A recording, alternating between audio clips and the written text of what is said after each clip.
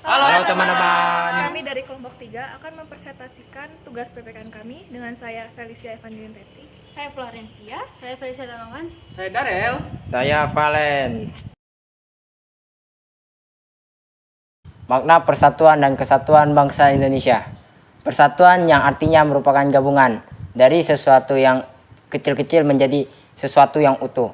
Konsep kesatuan bangsa Indonesia yaitu Indonesia terdiri dari aspek alamiah yaitu aspek kewilayahan dan aspek sosial seperti politik, ekonomi, sosial budaya, dan pertahanan keamanan. Kesatuan kewilayahan bangsa Indonesia meliputi darat, udara, dan air.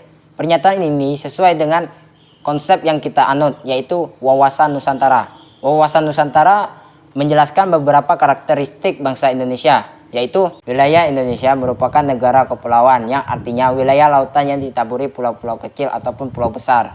Yang kedua, wilayah Indonesia terdiri dari wilayah laut, udara, dan daratan yang tidak dapat dipisahkan. Yang ketiga, laut merupakan aspek utama, bukan merupakan sampingan. Yang terakhir, keempat, laut merupakan wilayah yang tidak dapat terpisahkan oleh daratan, yang artinya laut tidak memisahkan antara pulau yang satu dengan yang lainnya, tetapi menggabungkan pulau yang satu dengan yang lainnya. Berikut perwujudan konsep kesatuan bangsa Indonesia melalui aspek politik. Yang pertama, segala isi dalam wilayah bangsa Indonesia adalah milik bangsa bersama. Yang kedua, bangsa Indonesia terdiri atas berbagai suku dan berbicara dalam berbagai bahasa daerah serta memiliki berbagai agama. Yang ketiga, bahwa secara psikologis semua masyarakat Indonesia merasa sepenanggungan satu nasib. Yang keempat, bahwa Pancasila adalah falsafah negara serta ideologi bangsa dan negara. Yang kelima, terakhir, seluruh hukum yang ada di Indonesia ini tertuju dari Pancasila dan Undang-Undang Dasar 1945. Yang kedua, ekonomi. Bahwa kekayaan wilayah Nusantara baik potensial maupun efektif merupakan milik bersama bangsa. Yang kedua, perkembangan ekonomi di seluruh daerah wilayah Indonesia harus serasi dan sama. Yang ketiga, kehidupan perekonomian di seluruh wilayah Nusantara merupakan usaha milik bersama yang dikerjakan berdasarkan asas kekeluargaan. Yang ketiga, sosial budaya. Menjelaskan bahwa masyarakat Indonesia adalah satu dan hidup secara serasi dan mengikuti perkembangan zaman. Yang kedua, budaya Indonesia pada hakikatnya adalah satu. Yang terakhir, dalam bidang pertahanan dan keamanan. Menjelaskan bahwa ancaman terhadap satu daerah merupakan ancaman bagi seluruh bangsa. Yang kedua, bahwa tiap-tiap warga negara mempunyai hak dan kewajiban yang sama dalam pembelaan negara. Lalu poin kedua adalah kehidupan bangsa Indonesia dalam konsep NKRI. Pertama-tama, NKRI adalah Negara Kesatuan Indonesia yang terdiri dari kabupaten, kota-kota, daerah-daerah, dan provinsi. Dengan pasal 18 ayat 1 dan juga sesuai ketentuan UUD 1945. Dan berbunyi pasal 1 ayat 1 berbunyi negara Indonesia adalah negara yang kesatuan dan berbentuk republik. Dan pasal 1 ayat 2 berbunyi kedaulatan berada di tangan rakyat dan dilaksanakan menurut Undang-Undang Dasar. Berikut adalah keunggulan NKRI, Negara Kesatuan Republik Indonesia. Yang pertama adalah jumlah dan potensi penduduknya yang sangat besar. Indonesia adalah salah satu negara yang terpadat di dunia, menduduki peringkat keempat. Kedua adalah memiliki keanekaragaman dalam berbagai aspek kehidupan sosial budaya seperti adat istiadat, bahasa, agama, dan kesenian. Nomor 3 adalah dalam perkembangan wilayah kita memiliki konsep wawasan Nusantara. Kemudian semangat Sumpah Pemuda Rakyat Indonesia. Kelima adalah memiliki tata krama atau kerama tamahan. 6. Letak wilayahnya yang sangat strategis, kita berada di antara dua samudra yang sangat ramai pelayarannya. Ketujuh adalah keindahan alam Indonesia yang tidak akan tertandingi. Ke-8, salah satu keajaiban dunia juga ada berada di Indonesia, yaitu contohnya adalah Candi Borobudur. Nomor 9, wilayahnya Indonesia sangat luas, yaitu sekitar 5 juta kilometer persegi. Dan akhirnya nomor 10, tanahnya yang amat sangat subur dan kaya akan sumber alam.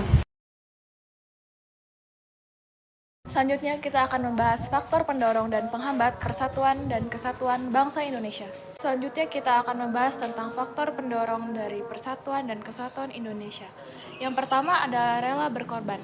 Rela berkorban ini kita dapat contoh dari para pahlawan yang telah meninggalkan urusan pribadinya demi bersatu untuk memperjuangkan kemerdekaan bangsa Indonesia. Selanjutnya di poin kedua adalah cinta tanah air. Cinta tanah air ini kita dapat ditunjukkan oleh para pahlawan yang menolak diajak kerjasama oleh para penjajah dan selalu mengutamakan kepentingan kemerdekaan Indonesia. Selanjutnya adalah poin ketiga. Poin ketiga itu adanya rasa senasib. Agar dapat munculnya perasaan ini, rakyat Indonesia harus menyadari bahwa Indonesia mengalami proses yang sulit dan rumit untuk menjadi sebuah negara merdeka. Selanjutnya, kita akan membahas faktor penghambat dari persatuan dan kesatuan bangsa Indonesia. Yang pertama, adanya keanekaragaman. Negara ini mempunyai banyak suku, etnis, budaya, dan agama. Oleh karena itu, akan memecah persatuan dan kesatuan bangsa Indonesia. Selanjutnya adalah kesenjangan sosial. Kesenjangan dari pemerataan pendapatan, pelayanan kesehatan, dan pembangunan antar daerah menyebabkan kecemburuan sosial.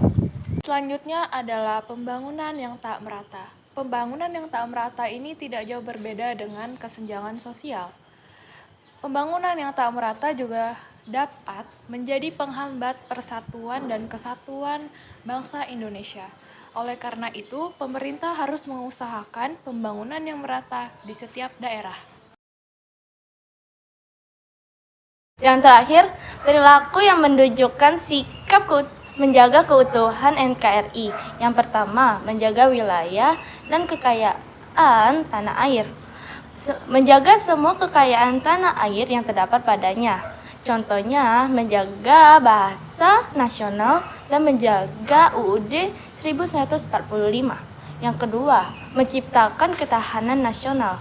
Setiap warga negara Indonesia adil dalam menjaga kedaulatan negara dan persatuan Indonesia. Contohnya, menciptakan generasi muda yang kuat. Yang ketiga, menghormati setiap warga negara Indonesia.